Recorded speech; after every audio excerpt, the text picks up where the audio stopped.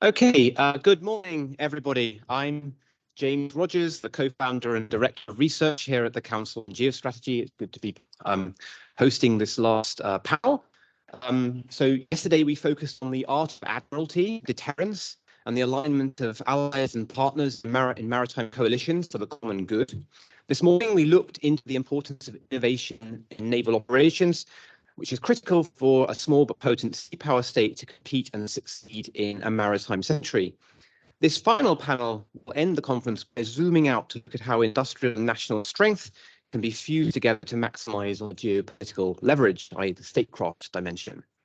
So given the contemporary strategic context, this panel will also explore how the Ukrainian fight for national survival should inform conversations with other free and open nations about the importance of naval power to uphold an open international order under the conditions of systemic competition and simultaneously deter geopolitical opponents or even outright systemic war. And we're joined today by a very good panel, which not only is based here in the UK, but is also based in Ukraine.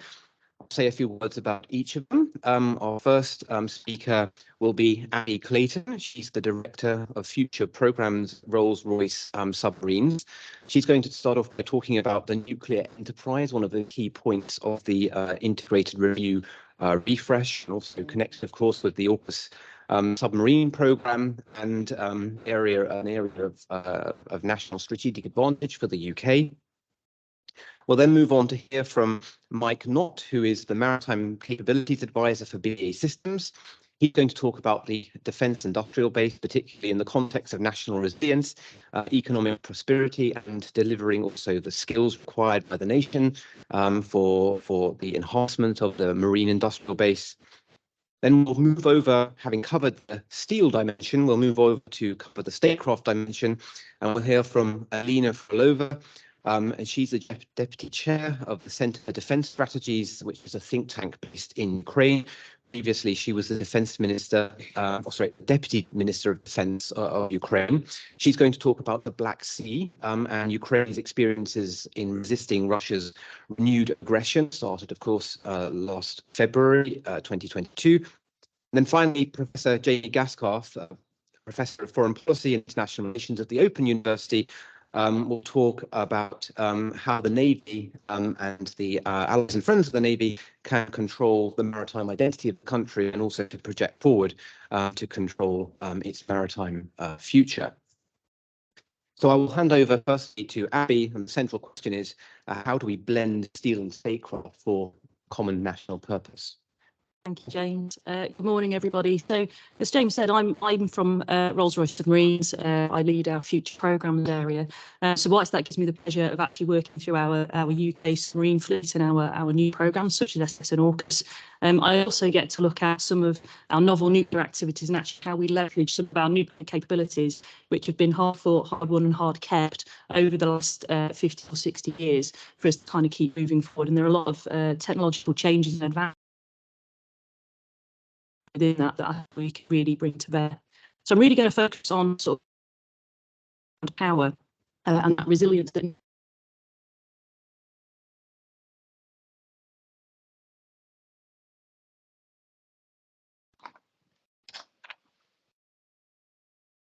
we've actually heard about this morning.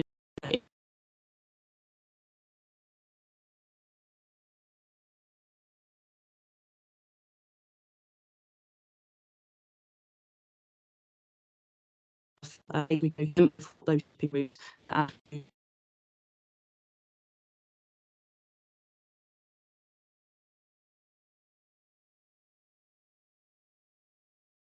as we forward. Actually, quickly can energy and power be restored? How resilient is that?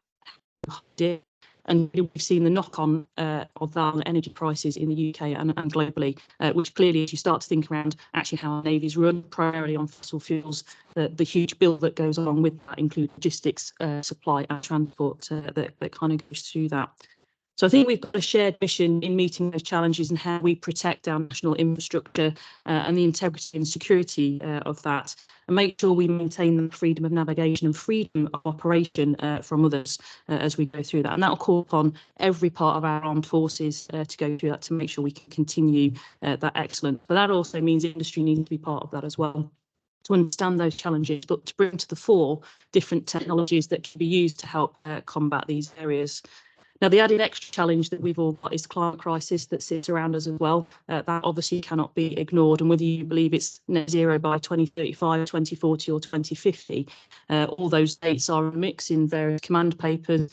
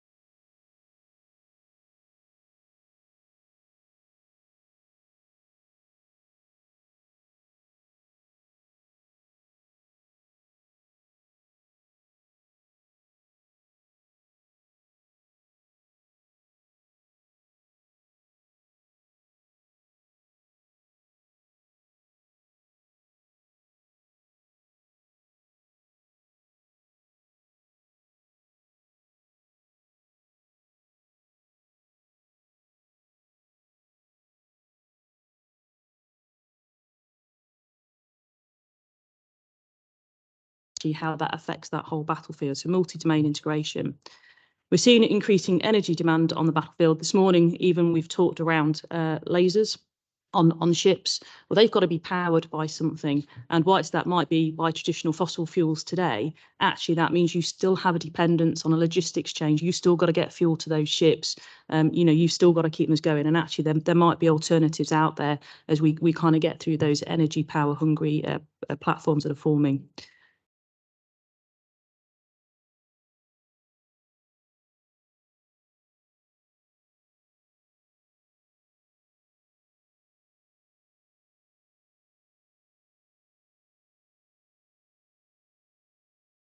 Pacific, AUKUS is absolutely a part of that. The distances that have got to be travelled are that much more, but also the hostile conditions and remote conditions that we look at. And again, yesterday we talked around forces in the polar regions. Actually, how do you provide energy into those sort of remote locations that is consistent and assured as we go through that?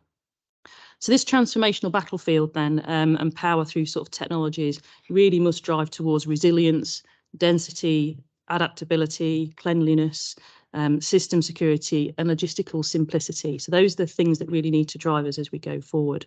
So I think we're really at an inflection or pivot point at the moment that we've got to really stand back and say, actually, can we consistently put our trust in our traditional energy sources and supplies in fossil fuels? That is changing.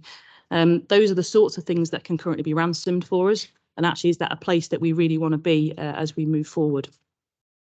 So, of course, some solutions. I'm industry, that's what I'm here for. Of course, I'm going to focus on nuclear in this one. And really, we believe nuclear technology has got the credentials to really help in this conundrum that we've got to go forward. And that's in just not in the naval context, but all over. But let's just focus on naval context. In terms of enhanced endurance and independence on deployment, as I've stated, Indo-Pacific, we've got large distances to travel. Nuclear reactors serve us extremely well today in doing that. But we've also talked about mass, and actually have more assets in the water. And they might be drones, they could be uncrewed things. Actually, you could use nuclear to power those. You don't have to surface back all of the time to recharge after a couple of weeks. There are methods and solutions from radioisotopes, effectively nuclear batteries that you could use moving forward. Actually, you want to be able to remove that logistic supply chain. So always taking a fuel tanker with you so you can recharge. Do we really want to keep doing that in the next 10, 20, 30 years moving forward? Second thing is around baseload power for these increasing energy hungry platforms that we've got, whether that's radar fit, weapons fit, AI, data. The amount of data that is around us is absolutely growing. And certainly if you talk to anybody, like Google, for example, the data centers that they're having to create, but actually the assured power they need to make sure they are always available is absolutely growing as well. That would be no different in a defence domain as we move forward. So we've really got to be thinking about how do we keep this energy online all of the time for us. And really that potential for a net zero fleet power operations, whilst we have nuclear reactors in submarines today, I'd love to see them in surface ships. Clearly I would moving forward, but there are some changes that need to happen to allow that to move forward, particularly from a UK regulatory perspective and really doctrine as we move forward. So as I say, we see the benefits of these today. We see that in our nuclear submarine power fleet. You know, we provide the reactor plants into the UK Navy and have done since 1958 as we move forward. And we will obviously supply the reactor plants into the Australian fleet as we move forward. And we're massively excited by doing that. I'm particularly excited. It's one of my programmes for us to lead forward. That has already started. Our reactor fleet for SS and AUKUS for the UK Navy is already in production as we move forward. So that is off and moving. But there's new nuclear out there. There's novel technologies that are developing that we're working on, and that tech isn't very far away. It's within this decade. So a lot of people kind of say, you know, nuclear takes a really long time. It's been happening around you, whether you noticed it or not, as we move forward. So there's new accident tolerant fuels that are being developed, and they've been in development for the last 20 years, quite frankly, coated particle fuels, which means that the word meltdown is actually a thing of the past. That's where we're heading. So something that can be struck by a missile can survive without you having a nuclear accident. That's a great place to be. And that's actually the game changer that allows us to get into surface vessels or deployable reactors into a battlefield. So lots for us to work through there. Small compact reactors, we're talking things up to probably 10 megawatts, so fairly small. In an ISO control, that can be put on pretty much anything, on the back of a lorry, on the surface of a ship, into a battlefield. That's a great thing to be able to manoeuvre around and deploy, and if it's got that accident tolerant fuel in it, that actually makes it a really safe product for us to work through. They'll be fueled for at least 5 years as well, so you don't have to have anything out there supporting this. The fact that they could be remotely controlled if we wanted to, depending what context and battlefield they're going to be deployed in. There are ways for us to go through that, but that logistic chain gets removed, so the hundreds and thousands of servicemen and women that support that, and actually the loss of life in Afghanistan we saw was actually protecting diesel. We can remove that threat and that danger. But nuclear's expensive, I hear you cry. And, you know, historically, I can't dodge that at all. And I'm not going to. It is an expensive technology. However, we do have options moving forward. And we should absolutely look around opportunities to collaborate across commands. So, as I say, whilst we're here at a Seapower conference, it isn't just Maritime that can take this on board. It is all commands. And we're in active discussions with CDLS today on how we draw those joint requirements together to come up with a solution as we move forward. We should absolutely look to leverage the civil nuclear policy as well that's growing in the UK. You'll see quite a change in nuclear, I guess, and it's been rebadging as a green technology. That's a huge advantage, because actually the advantage and the pace you might see in nuclear fuels will clearly help as we move forward. And we should absolutely look to leverage international partnerships. You know, we are not the only country looking at this. The US is absolutely invested and moving forward in this as we move forward. So that's absolutely something we should harvest as we go ahead. So really, transformational technology, it will give us the freedom to act and operate without restriction, really that operational energy and resilience that it gives us moving forward, but actually sovereign capability, which means you are beholden to no one as you move forward without that. So if we want to protect our critical infrastructure and keep us safe as a nation, keep our shipping routes as we move forward into the futures, we really need to embrace these technologies and these transformations as we move forward to make sure we stay safe. Thank you. Thank you very much for that overview. Now on to Mike. Thanks very much, James. Well, good morning. Thank you very much for inviting me in. I mean, it's a very esteemed audience in front of me, many of which I've known for a long time, and there's some really significant figures through the last sort of 20 years of defence acquisition and procurement. So I'm not going to try and give you the answers to all of these questions, but what I'll try and do is bring a bit of my experience from about the last 12 years or so, working very sort of closely in and with the defence industry, both on the MOD side, from within Navy Command, and also from industry, coming recently from a medium-sized company and now into the prime that I represent today. I've also been a part of the Society of Maritime Industries, Maritime Defence and Security Group, some of the members of which are here today. So I'll try and just bring that collective view and just sort of wind it out a little bit. And I think there's we've had some really sort of key milestones over the last 10 years or so, particularly after we came out of the financial recession in 2015. And I know we've got Sir Michael Fallon in here today who signed this off. Was the time that we really established the defence industry as being its own strategic capability. And that really sort of then led the way to things like the National Shipbuilding Strategy and other strategies that have come through since then that have started to recognise that. And I think we've also then just seen through IR21 with a really clear vision for the future, for a future identity, which, to quote, wanted to see the UK as a globally trading tech superpower. Which talks about keeping the place at the leading edge of skills, science and technology, but also long-term prosperity. And I think those give us sort of three clear constants, if you like, or pillars on which, from an industry perspective, it would be my call to everybody here and to those listening online, etc., to start rallying around as we start to sort of turn that vision into what our national identity could be, and hopefully those lessons will be equally relevant for the coalition partners that are here and listening in today. So I'm going to focus down then onto national resilience, economic prosperity, and the competition for skills. And I think from that, those pillars, everything else will really come out.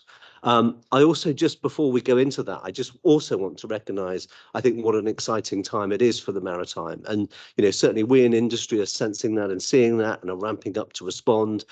We've heard over the last couple of days about AUKUS.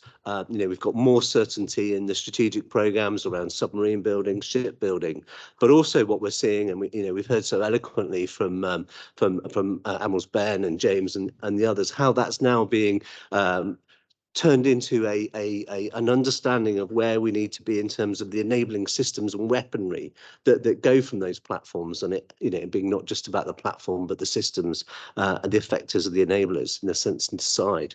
And I think the other bit that we also need to recognise is that really strong desire to innovate, which comes loud and clear in all the messages we've heard. So there's quite a lot for industry to respond to in here. And then the international significance. And, we're just coming up to the NATO summit in Vilnius, so into, Victoria's alma mater. And that's going to be a really significant time. It's a priority for the UK. It's a priority for us all. And hopefully we'll see NATO's relationship with industry starting to change. So I wonder how that will happen. And I think one of the comments that I've sort of heard from the coffee bars, etc., around here is that coalitions and working together and collaboration has to be at the heart of everything. But I think we've been talking about that for decades.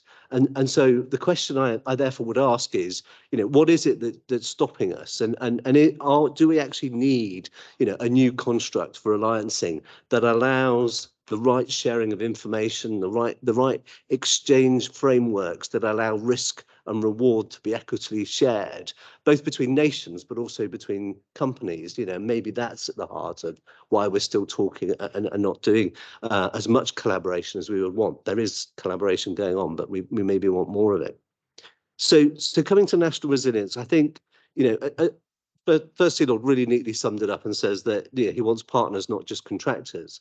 And part of that is industry's own recognition of the responsibility for delivering on our national endeavours. And we've mentioned AUKUS. We've talked quite a lot about the undersea battle, the reliance on particularly on a collective all-arms anti-submarine warfare effort, both in the Atlantic and also in the Indo-Pacific. And that reliance on high-end vessels such as Type 26. We've got HMS Glasgow fitting out on the Clyde at the moment, as being sort of one of those core high-end exquisite capabilities that Admiral James mentioned, but also a number of other sensors and capabilities that are being delivered around that, which help in that decision advantage requirement. So that's really important, and that relies on a really robust supply chain. And I think one of the questions that I would pose here is, how do you create strength and resilience into that supply chain, particularly if the competition is always around efficiency? And there's a real dichotomy, which I fully understand, about that need to respond to short-term cost savings and efficiencies, but also the strategic requirements for maintaining national resilience. And that's a really important balance to get right. And, you know, no more so as an example than what we've seen coming from Ukraine, and that demand for ammunition, which has far exceeded any of the planning assumptions that were made, and that ability to then start ramping up an industrial base that has been honed to the optimal efficiency is a really difficult thing to do quickly. So we've got to get that strategic balance right. We've also got to get the agility right, and I think that's a collective endeavour. I think, you know, there is often a misinterpretation that agility means pace. You know, there is an element of pace in everything, but in terms of agility, it's that ability to be able to respond and to change. And it links back to that point about resilience. And if everything's being driven to the bone, the ability to be agile is often taken away. So we need to remember that. The case for economic prosperity, you know, twofold in this respect. I think there's a very strong case on the Maritime for national prosperity that we've heard about. I don't need to re-rehearse. But supporting that underneath, I think, is also the economic prosperity element. And I was struck by Jason Wrigley's point yesterday from Lockheed Martin, who brought that view from America, that driving out profit is driving away that ability to reinvest in technology development. So there is a collective endeavour about making enough profit to reinvest, investing it sensibly, but then leveraging that national economic success to be able to develop tech faster, better, to get that battle-winning capability that we all need. And then underpinning all of this is that competition for skilled people. And that is writ large across all of the narratives that we've heard. And I think, you know, we do recognise that, and we need to recognise it and double down on how important that is from a national endeavour point of view. You know, BAE, for example, in the Northwest has become an anchor employer, you know, employing directly now tens of thousands of people between sites like Barrow and Glasgow, Govan and Scotstoun. Really, really important to engage with the local communities, to become a part of that, and to also recognise the second and third order employment that goes beyond that stretches to many tens of thousands. And that is what brings the resilience in, I think. And if you've then got that assurity of a career, then you can start to apply yourself to it. And so when we start to think about how do we create a stable programme of work that allows us to be able to recruit the right people and offer them a career in the long term, then we need to think about how we do our sort of budget allocations and how we create that stability of demand. And if everything is sort of competed in short penny packets and we're all fighting each other internally, we're missing actually that strategic great battle.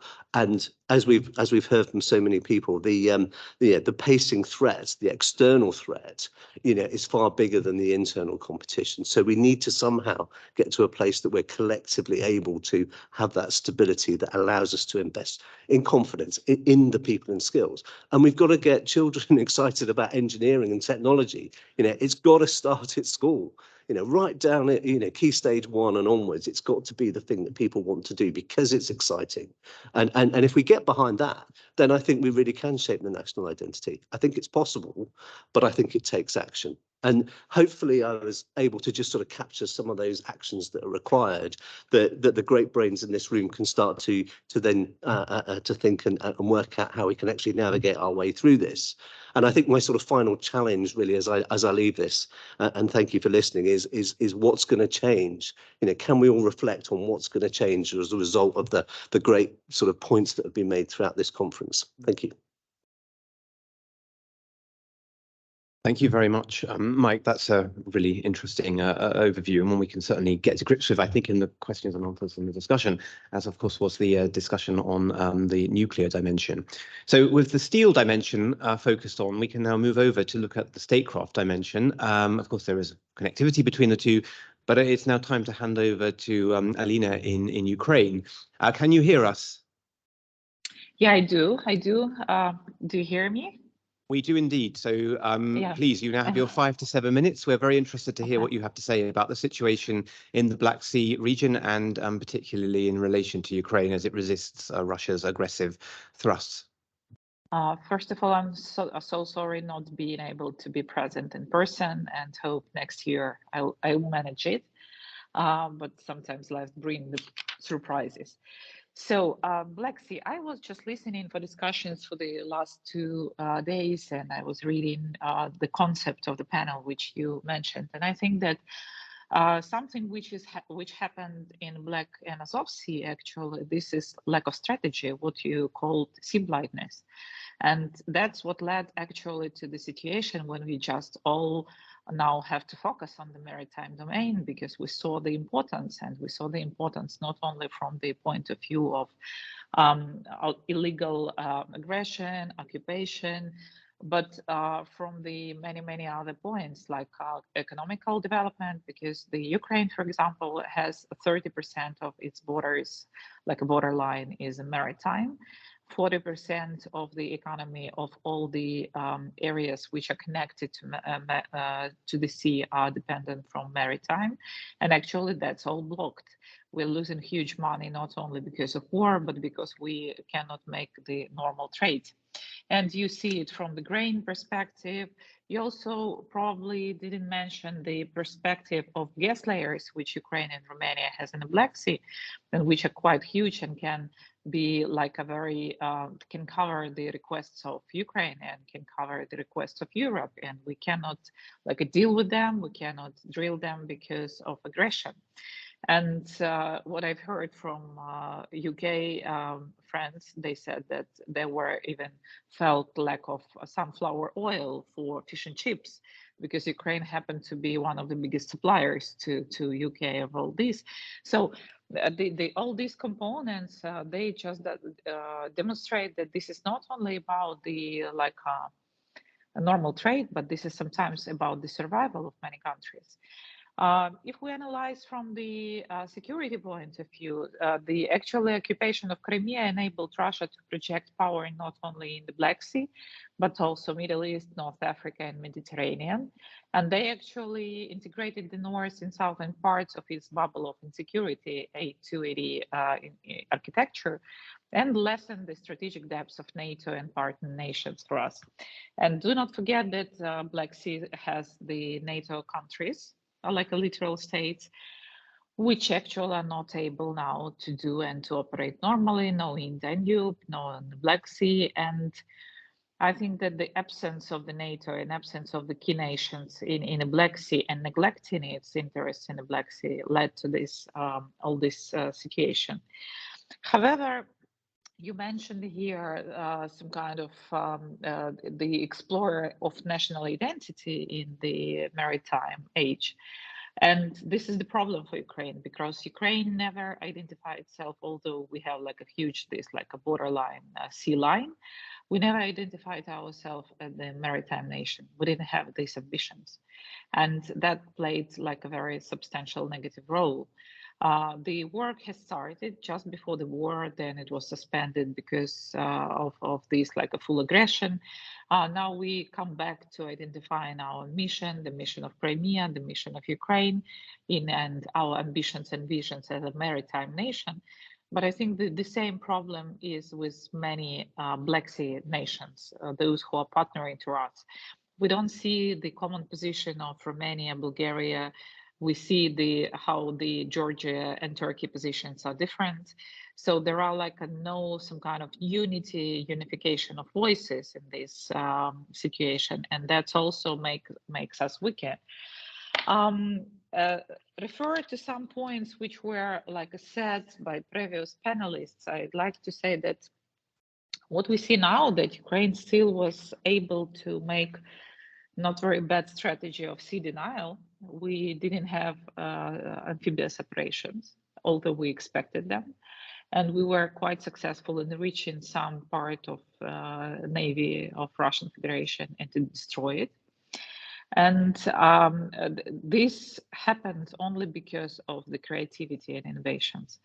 And the creativity and innovations arise here only because we have no chances. I mean, that it was the only chance for us to do it in such a way, to involve many private ideas, from those people who became a part of the armed forces, Navy, but also private business. And I think that the situation of this war demonstrated how important is the public partnership in this regard, because Ukraine now winning because of networking, because of alliancing, and because of distribution of power.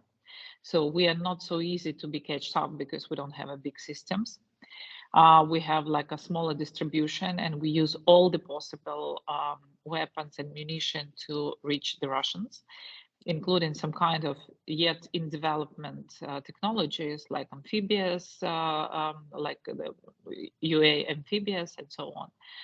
And I think that this is also one very important point, that taking into consideration national interests, we should still think about our capabilities and abilities and our budgets. That is why the system should be built in the Black Sea, and I believe that in other maritime domains, it should be built on like a cooperation with like-minded countries. Because, for example, UK is now producing the vessels, small vessels for Ukraine in accordance with the contract which was agreed in 2021. But because of the wartime and because of the limitation of the Bosphorus access, we have no possibility to deliver them, even if they will be produced. And this is the question. Probably we should increase the capabilities of Romania, who has the proper, proper workshops, and to place some production there to be more flexible. But that requires, again, the international cooperation. And this is something which is lacking now when we see that, yes, this war stimulated much the defense industries, and all the countries are benefiting from it. But we faced with the lack of interoperability of the Western equipment, and that's make the serious troubles to serve it and to operate it. And if we will continue in such a limited or very non-shared approach to the defense industry, it will make troubles in this war. It will make troubles in the next war. And probably the last 2 points which I'd like to mention, that today one of the panelists on previous panels said about that it happened that deterrence capability and combat capabilities for Navy is very different issues. And to deter, you need to demonstrate one thing, and to combat, you need to demonstrate the absolutely another abilities. But the problem is that deterrence didn't work, and it didn't work not because of lack of capabilities, but lack of decision making, political decision making.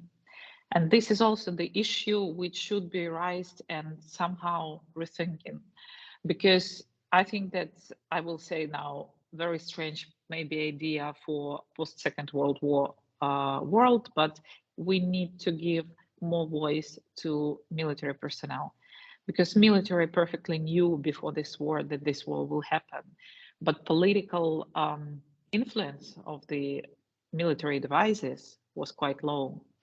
And this is why I think deterrence didn't work. It was fine with capabilities, was enough capabilities to deter it, but there were no plan A and plan B for the situation from political side.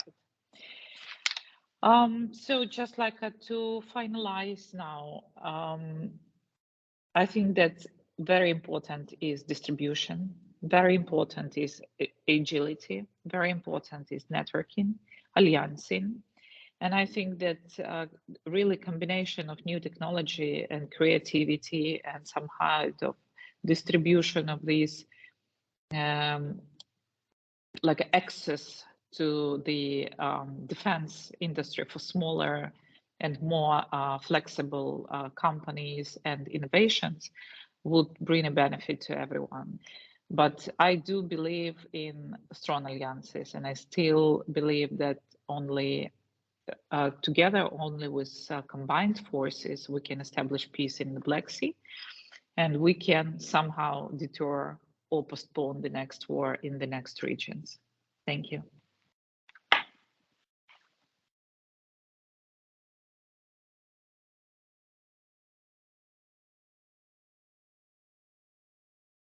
Thank you very much, Alina, for that overview of the situation in the Black Sea and Ukraine's recent experiences, which, of course, we've been focused on very much here in the UK.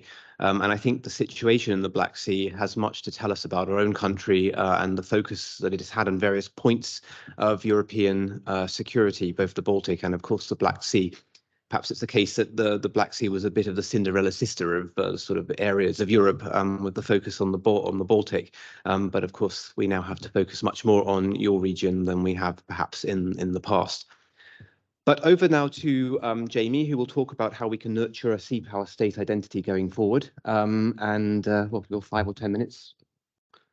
Thanks, James. Thanks, Victoria, as well, for a fantastic conference and for the invitation.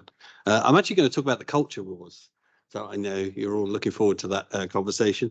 I want to give an example of an effort to kind of manufacture a culture war very recently and talk about how it failed, but then also think about this as a kind of warning and something that the Royal Navy may have to consider going forward. So Britain is a trading nation and Britain is a maritime nation. These are defining elements of British identity. Since the 1840s and the repeal of the Corn Laws, we have not been self-sufficient. Our population exploded, doubling and then doubling again within a few decades. And so we imported grain and the sea was a lifeline. We also have a romantic attachment to the sea as well. So Bill Bryson says in his book on the British Isles that Britain is one of the few countries that's made an entire kind of pastime of walking to the edge of the land and then staring wistfully out to sea. And we like to do that. So it's curious, in April this year, that a minor furore was provoked over a call to remove the ship from the badges of Manchester United and Manchester City football teams. This is a symbol of free trade and a symbol of Britain's maritime history, and it was derived from the Manchester civic crest, the city crest. But the idea was that this was tainted by slavery. And it follows on other controversies, such as highlighting Nelson's support for the interests of slave traders in the House of Lords. Now, the impetus for the badge, how would you describe it? The badge furor was a militant campaign going back over 3 decades, actually. And it's obviously coming with a political agenda. And it's one that's then highlighted and disseminated by Russian sources more recently, often trying to highlight Britain's colonial past and divide us from allies and then also create divisions at home. So this is actually, in reality, some of you may not have heard of this, and it kind of dampened down pretty quietly. The Manchester civic authorities and the football teams both said that they weren't going to change their badges, and so the scandal kind of subsided. But it was a shot across the bows, if I can use a terrible naval kind of analogy. And I think there are sort of 3 or 4 things that the Navy might need to think about doing in order to preempt and stave off any of these kind of criticisms in the future. One of them is to reconnect with the Navy's past diversity. There's been some fascinating revelations about the genetic makeup of the crew of the Mary Rose recently, giving fascinating insights into the Tudor Navy and revealing its multinational, multi-ethnic basis. Also, when efforts are put forward to associate maritime and free trade with slavery, you might want to remind them of the Royal Navy's important role in the anti-slavery campaign in the 19th century. 1,600 ships were seized and 150,000 slaves were freed as part of that campaign. And nearly 1,600 was huge expensive as well. Secondly, the Navy has to be robust about inclusivity. It needs to think radically about improving working conditions, investing in people, and responding vigorously to improper conduct. It did launch a race diversity network last year, and that's welcomed, but still 18% of the UK is BAME, but only around just less than 10% of the armed forces. Only just over 2% of officers are from BAME, that is Black, Asian, and minority ethnic backgrounds. In the Navy in particular, only 4.4% of the reserves are from ethnic minority backgrounds. The picture's a little bit better when it comes to gender diversity. Just over 10% are women in the Royal Navy and 12.7% of officers. So there have been improvements in that regard. But that's something that I think the Navy needs to work on more steadily so that the armed forces and the Navy in particular reflect the wider society. Thirdly, it's really important to connect with the public and politicians and emphasize the utility of maritime and utility of naval forces. It's no longer just about food security. It's also about very basic things like undersea cables that are vital to our internet and our connectivity around the world. So that kind of bringing it home tangibly to people, that actually the work of the Navy has really important real life, real world impacts on their own lives, not just in terms of humanitarian missions abroad for other peoples, not just in terms of hard security, but also in terms of their everyday existence is partly reliant on the security the Navy provides. So all of this is aimed at ensuring the UK reflects the wider society that it purports to represent. That's really important for recruitment. It's really important for the legitimacy of the Navy as well. But also, if culture wars are coming to the high seas, it's probably wise to be prepared.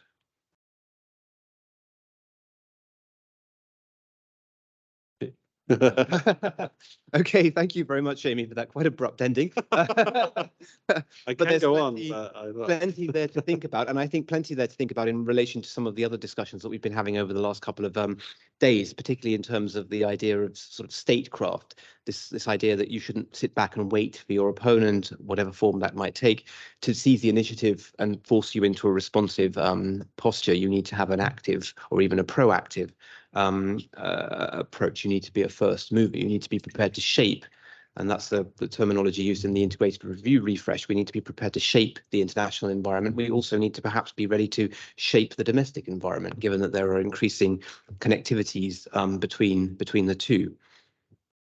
So there have been a range of perspectives this morning. This panel draws out some of the other ideas in the previous panels, and it was explicitly designed to do so. So the question, I suppose, is, as we move into an era not only of increasing international competition or even systemic competition, but perhaps even systemic confrontation, is the Royal Navy strong and large enough to see down the challenge? Is our industrial base, our technological and research base, sufficient to see down or see out the challenge, particularly when some of our potential competitors are putting, as we've heard already today and yesterday, a fleet the size of the Royal Navy to sea every 4.5 years? And is this something we should genuinely be afraid of, insofar as we've had the largest fleet, or we and the Americans or a number of allies have had the largest fleet in the world for the past 2 centuries, and it has given us enormous geopolitical leverage and has provided us with the means to see off some pretty determined, fierce, and some would say hideous competition. So going forward, how can we construct this sea power state effos that was identified yesterday, and how can we mold the nation to secure this effect?